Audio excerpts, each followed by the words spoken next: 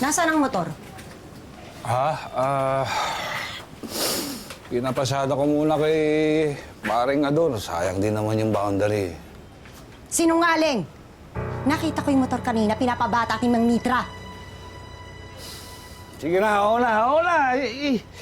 Isinanla ako doon sa Bombay. Bakit mo ginawa yun? Nasaan ang pera?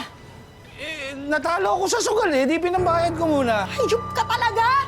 Sa tatay yung motor na yun, pinahiram lang sa atin para meron tayong makain, may magamit tayo para mabuhay tayo. Paano tayo ngayon?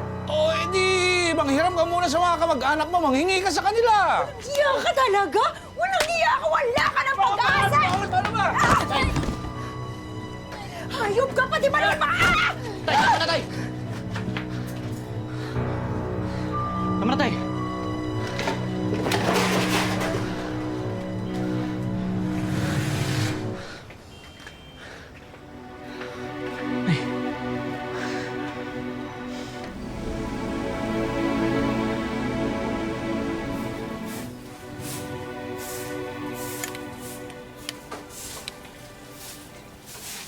Ano yan? Bakit ka may pasa? Ano yung nangyari sa'yo? Wala, tay. Nadulas lang ako habang naglilinis. Nako, Carla. Ang sabihin mo, binalibag na naman Oscar ng asawa niyang walang kwenta. Ay, ano ba? Huh, Carla, bakit hindi mo sabihin ang totoo nangyari sa tatay mo? Na yung asawa mo walang kakwenta-kwenta, isinala sa Bombay ang tricycle ng tatay mo. Ha? At Oscar, ito pa nga pala yung gamot mo na reseta ng doktor. Ha? At nako, mabuti na lang, meron akong isang anak pa na may silbi. Yung nga palang ate mo, Carla, nagpadala ng pera para pambayad niya sa ospital nitong tatay mo. Kuya, ang asawa mo, naghahanap buhay, di sana nakakatulong kayo sa amin ngayon. Nay, tama na.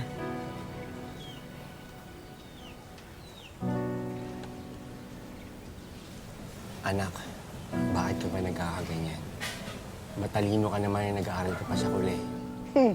Paano? Nagpabuntis ng wala sa lugar, wala pa sa panahon. Alam mo, Carla, kung ikaw nakapagtapos ng pag-aaral, sana talaga nakakatulong ka sa amin ng ama mo. Luring, pwede ba? Tama na. Tay, pasensya na po talaga, ha? Pinagtitiisan ko naman talaga si Jaime para lang sa mga bata, eh. Ayoko pong lumaki yung mga bata na watak-watak ang pamilya. Ano? Anong gusto ang plano mo sa buhay mo? Mapapabugbog ka na lang lagi doon sa asawa mo, sa walang kwentang asawa mo? Ha? At ano, Carla? Ano, tatanghod na lang kayo lagi sa amin? Makikikain na lang kayo sa amin araw-araw? Ganun na lang yon? Luring, Luring, ano ba? Magtatrabaho ako sa ibang bansa. Magtatrabaho ka sa ibang bansa. Tumigil ka na. Nay, nakakita ako ng... Yung agency malapit, naghahanap sila ng domestic helper sa Singapore. Papasok ako. Singapore, Carla? Pupunta ka sa Singapore? Ano ang plano mo? Iiwan mo sa amin ng mga anak mo? Saan mo iiwan? Sa amin? Sa tatay mo lang, hirap na ako eh. Hindi ko na kaya eh. Luring, apo naman natin yung mga yun eh. Ano ka ba? Tumigil ka na. Kakausapin ko pa lang si Jaime. Kausap si Jaime, walang kakwenta-kwenta mo asawa. Luring, pwede ba? Tama na. Pwede ba? Ewan ko. Bahala ka na, Carla. Bahala ka na kung anong gusto mong gawin sa buhay mo.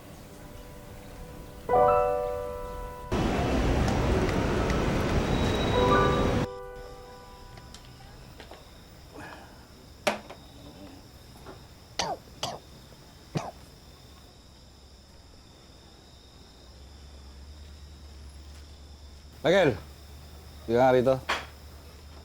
Bakit, tay? Bili mo ako, gin. Pera po. Tanga ka ba? Saan ako kukuha ng pera? Pumunta ka sa tindahan, mangutang ka muna. Tay, ayaw na po tayo pautangin ni Aling Bebang eh. Tsaka sabi niya po last na daw yung kanina. Ano ba naman? Katang-katang... Gumawa ka ng paraan. Gamitin mo yung kukuti mo. Dumiskarte ka. Ano yan? Ano yan? Bakit sinasaktan mo anak mo? Itong anak mo eh. Tanga-tanga eh. Nagpapabili po ng alak. Eh, kaya lang po ayaw na tayo pautangin doon. Pumunta ka na lang sa iba para matapos na.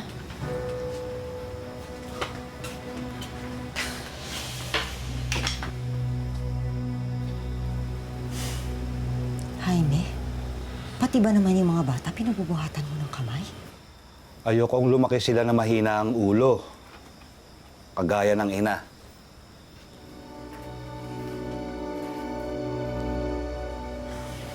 Gusto ko sana sabihin sa'yo na yung agency malapit sa atin naghahanap ng kasambahay sa Singapore. Oh, ano ngayon? Nag-apply ako. Sinong iiwan mo sa mga anak mo? Pag natuloy ako, ikaw muna magbabantay sa kanila. Alam mo, ikaw, tanga mo talaga eh, no? Ako? Iiwan mo sa akin? Ako mag-aalaga sa mga anak mo? Anak mo rin sila. Responsibilidad mo rin ang alagaan sila. Kung nagbabanat ka sana ng buto, edi hindi ko na sana kailangan gawin to. Aba, Carla, hoy! Huwag kang magmalaki sa akin, ha? Babae ka lang. Ang gusto ko lang naman sana sabihin kasi kailangan kong gawin to para sa eskwela ng mga bata.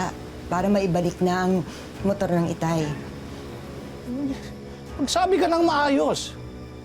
Hindi yung ganyan, parang may pinagmamalaki ka eh. Nasabi.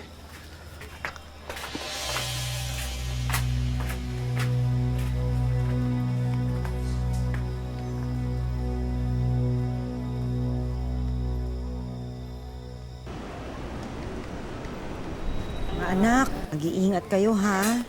Huwag niyong bibigyan ng sakit ng ulo ang tatay niyo. Ano ka mo, Carla?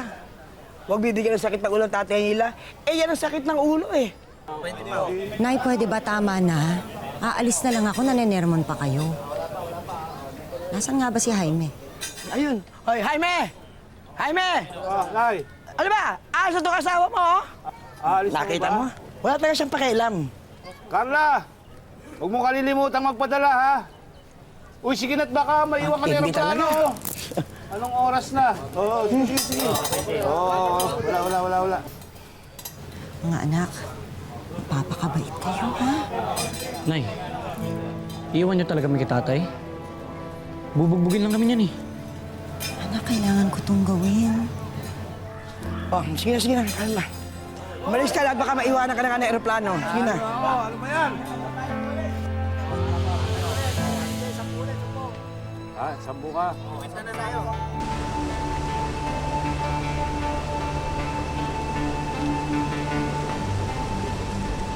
Nay, kamusta na kayo? Natanggap niyo ba yung pinadala ko nung isang araw? Oo, anak. Eh, kompleto na nga sana yung pan-down natin sa bibiling bagong motor.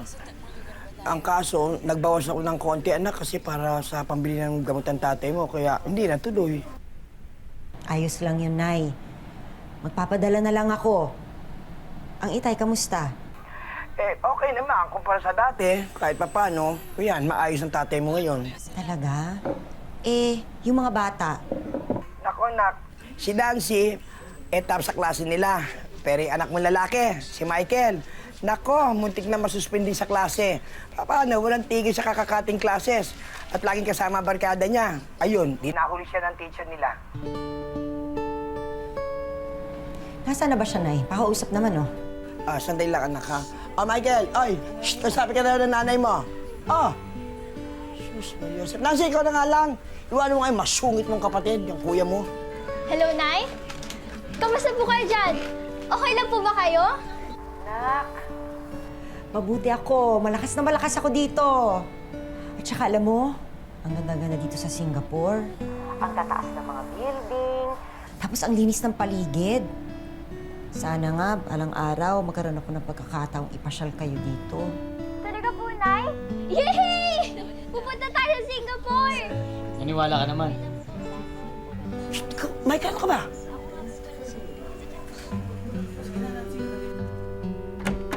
Ay, sige na anak. Andito ni amo ko. Babay na.